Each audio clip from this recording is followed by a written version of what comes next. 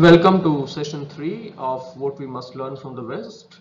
We will continue our discussion on what Narayan Murthy has to say about the value of Western attitudes and how we should follow them.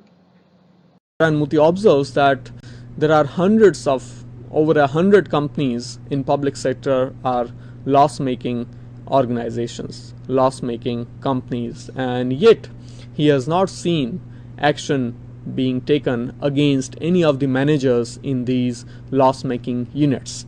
Now, when certain organization is a public sector organization, it is answerable to public, it is answerable to the representatives of public, and yet even when the unit is loss making, even when the unit is in loss, nobody is there to question them. That is the problem. So these are the two examples by which it is proved that our behavior is not really accountable.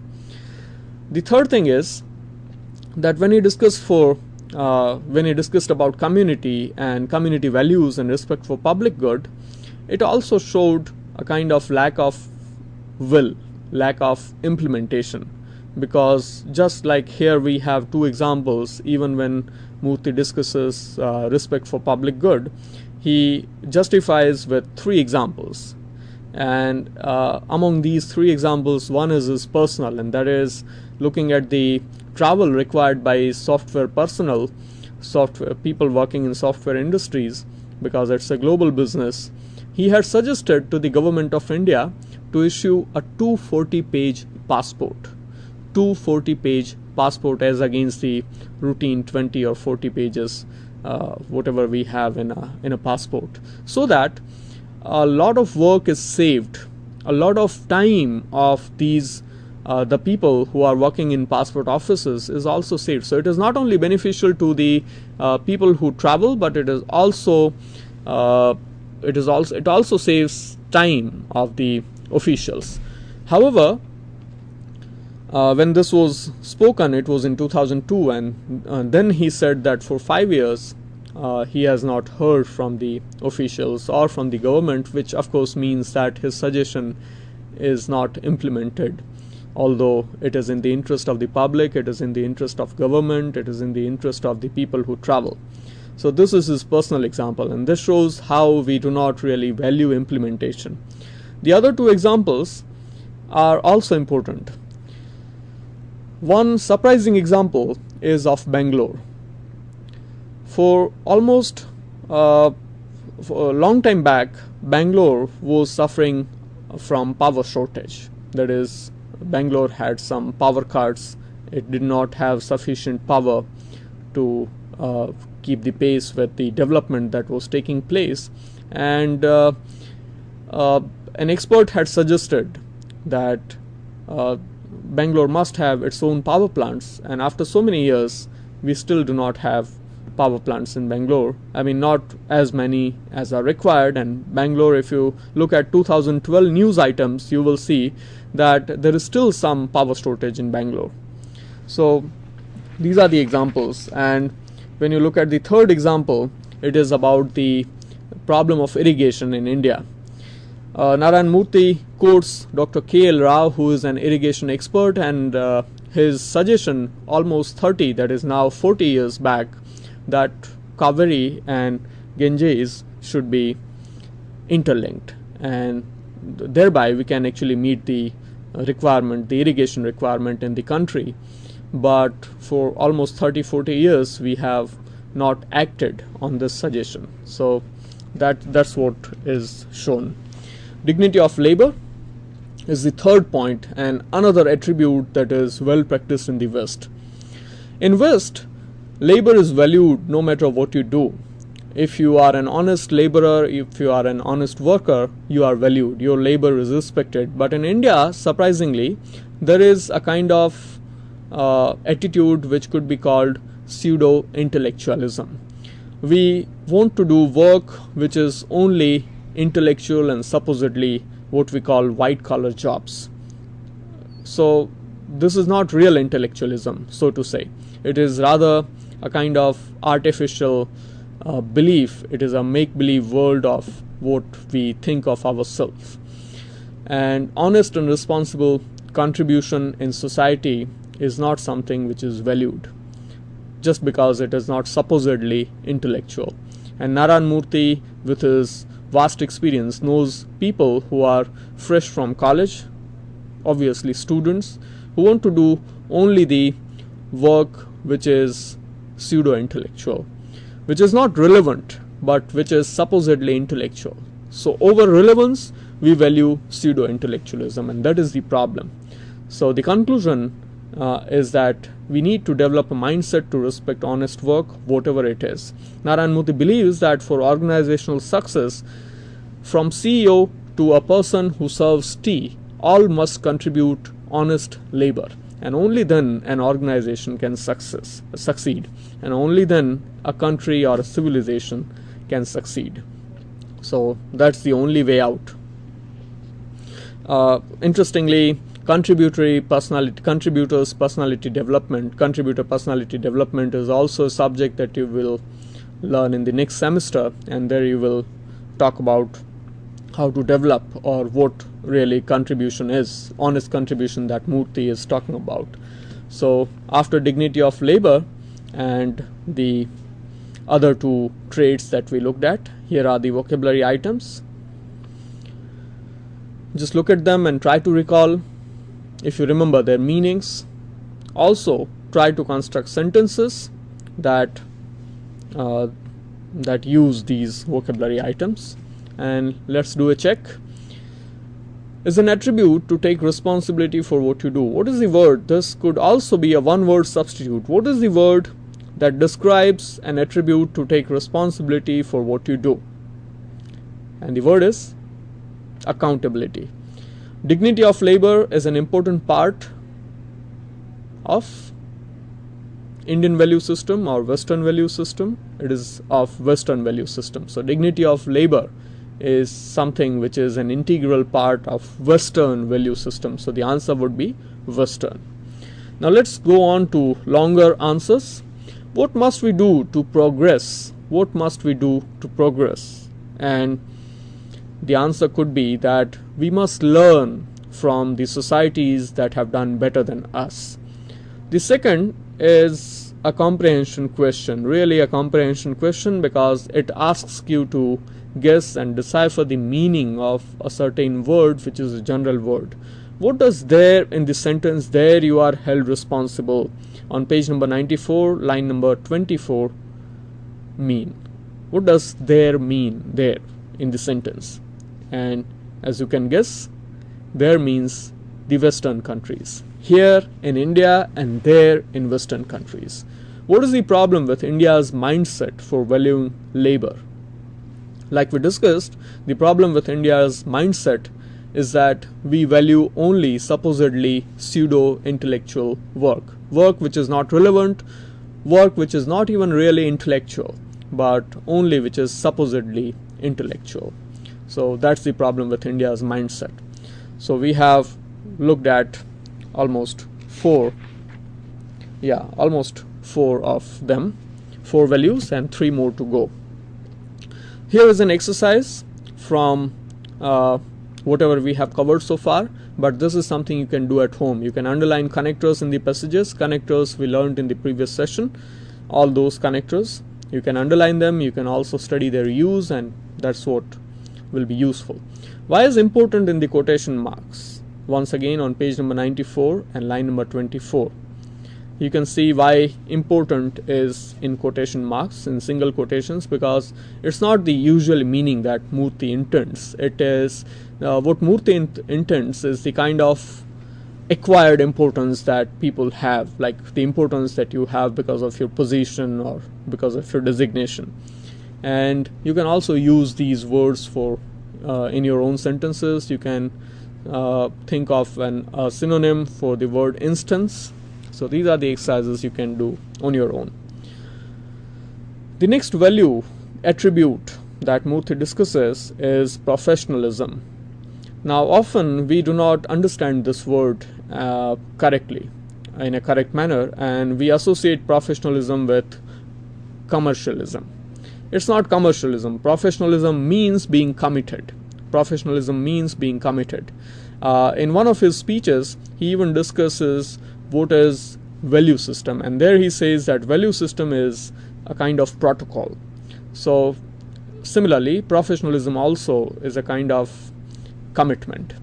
So professionalism, once again, there is a comparison. In India, we have personal relations reigning supreme, and so we have all the kinds of non-professional activities because we value personal relations, while in the West we have professionalism. Narayan Murthy calls India a thin-skinned society as against thick-skinned society. It is good to look at the meaning of this word thin-skinned, because when you look at, you must have heard this used, thick-skinned, and thick-skinned means somebody who is not sensitive towards an issue or who doesn't care. But thin-skinned is the opposite, because we see insults and we make an issue of something which is not important. So thin-skinned society. And on the other hand, in the West we have commitment. Narayan Murthy also comments on something called Indian Standard Time. We jokingly use this phrase, Indian Standard Time, and Narayan Murthy also does the same. He says Indian Standard Time runs always late. What does that mean? Can you guess? Indian Standard Time runs always late. That means we never reach on time, and that is because probably we have an attitude in which we do not value the other people's time. And so Narayan Murthy says that because we do not value time in India, probably many deadlines are not met. Deadlines are typically not met in India. So you can say deadlines become lifelines. And on the other hand, we have punctuality in the Western countries. So these are some of the differences that we have. And the next value is intellectual independence. Once again, there is a comparison. India is suffering from feudal thinking, something called feudal thinking. Now let's look at this phrase, feudal thinking. You understand thinking, but what is feudal? Feudalism was a kind of social system that you must have studied in history. And in feudalism, people, unlike a democracy, not everyone is equal. You have a master and the others are servants. So India still probably holds that feudal system in thinking, at least, because in society probably feudalism is already out, but in our thinking probably we retain this feudal quality. While in the West, independence is taught right from the childhood. So independence is taught by parents. So the children grow up to be confident adults thinking for themselves. While in India, Narayan Murthy says that he has observed people who are very intelligent, but they still prefer to be told by their bosses, by their superiors, what to do. And this is apparently, you can connect this to lack of responsibility. If you can really decide for yourself, there is no need to wait to be told. But this is lack of responsibility once again. So the conclusion that Narayan Murthy has given is we need to overcome this dependence for global success. If we need to succeed globally, we need to overcome this emotional or intellectual dependence. And finally, the last value that we have in the unit today is honoring contracts. This is also associated with the value of time and how we value time, how we are not really committed towards punctuality. So in India we have once again a contradictory behavior, while in the West contractual obligations are supreme, they are valued. Also look at this phrase contractual obligation. If you look at the glossary, you have two different words, contractual and obligation. But when they are together, it means an obligation to honor the contract, an obligation to complete the contract, an obligation to follow the commitment. So our behavior is contradictory because we value contracts, but we really do not complete them. We do not fulfill the contracts, and One example that Narayan Murthy has given is of students. Narayan Murthy says that he had recommended several students to study in American universities on fellowships and they were or scholarships, and they were required to come back and join the company or probably work for India, but most students did not do it, and contractually they were obliged to come back but they did not do it. So that's the problem probably. So that's our contradiction in behavior. And Narayan Murthy ends with, we need to value time is the conclusion, but he ends the discussion by quoting on two important things. One is by the former US President Dwight Eisenhower, and Eisenhower's quotation is that a people that values its privileges above its principles soon loses both. A people that values privileges over principles soon loses both. That is, as a people, as a society, you lose your privileges which you valued, and you also lose the principles, and so you are nowhere. You are nowhere. So you simply are the loser because you don't have anything. So that is Eisenhower's quote, and that shows how principles should be valued over privileges, because if you have principles, privileges would follow.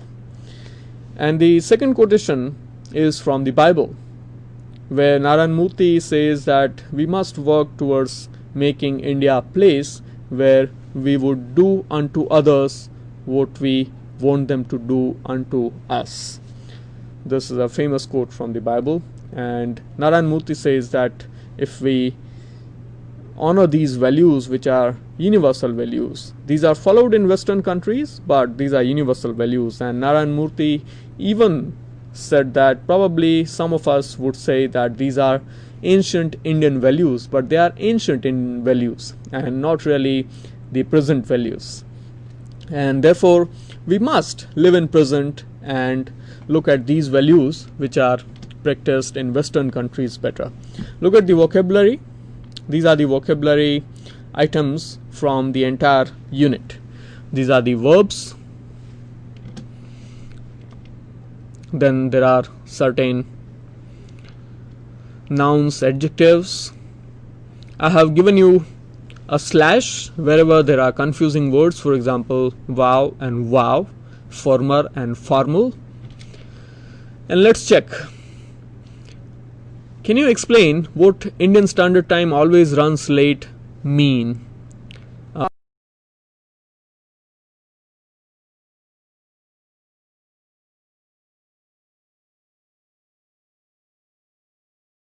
What this quotation means. Indian Standard Time always runs late.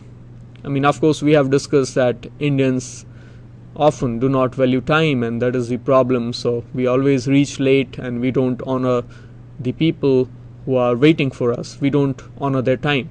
Intellectual independence. What does this mean? Like we discussed, intellectual independence means taking responsibility and deciding for yourself if you have the confidence to decide right.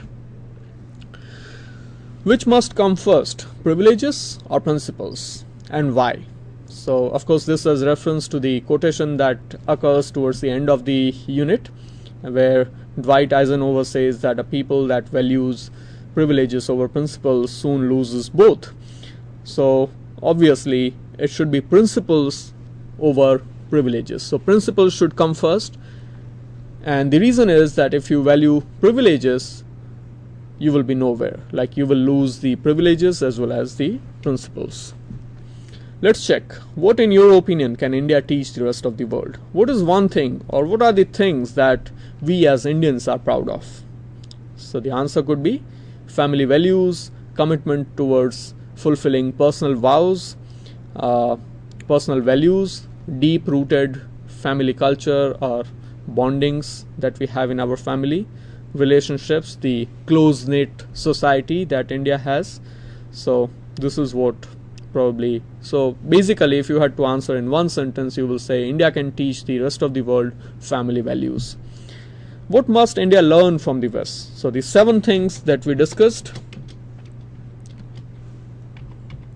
is something that we can learn, India can learn from the West.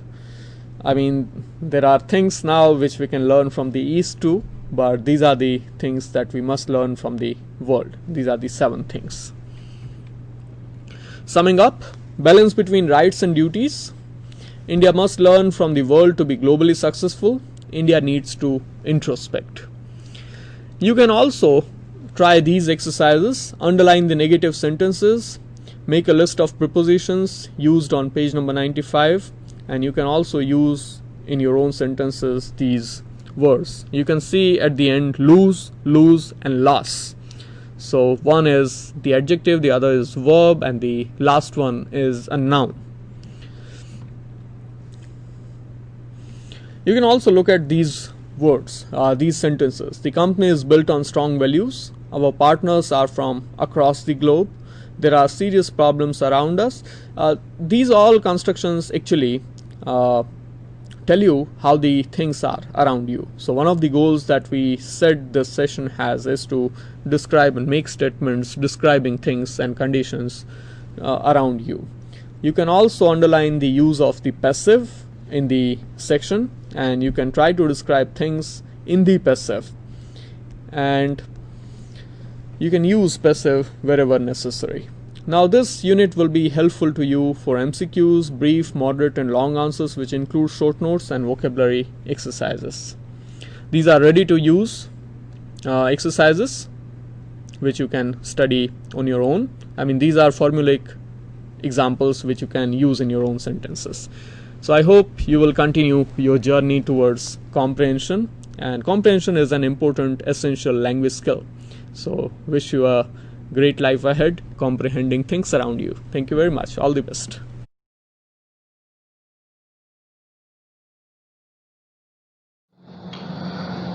So that is the passage for us, what we must learn from the West. And now let's look at some of the post-reading activities and exercises, also from your book.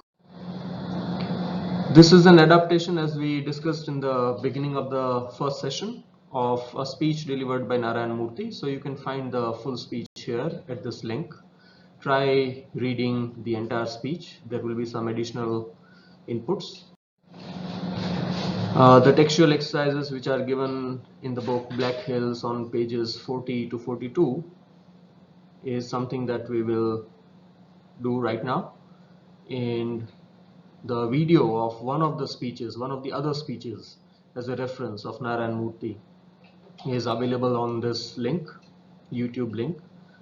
I would suggest it is, apart from your studies, it is useful even for your general well-being and career. It is 10 Rules of Success by Narayan Murthy. So it will be very inspiring if you can watch. So do watch it. The exercises on page 40 have glossary and MCQs. Glossary is difficult words, so please go through the glossary whenever you don't understand a word which is used in the chapter. And here are the answers to multiple choice questions.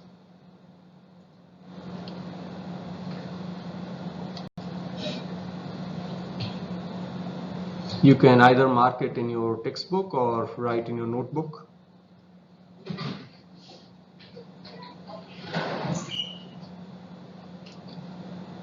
This slide has the first 4 MCQs, and the questions 5 to 8 are also on your screen.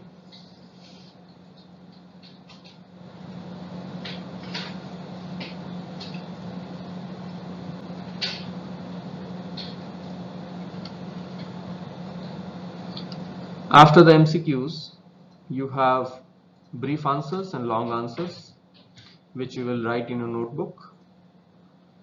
You can take help from the chapter. You can go back to the chapter, reread the passages from which the answers are to be found.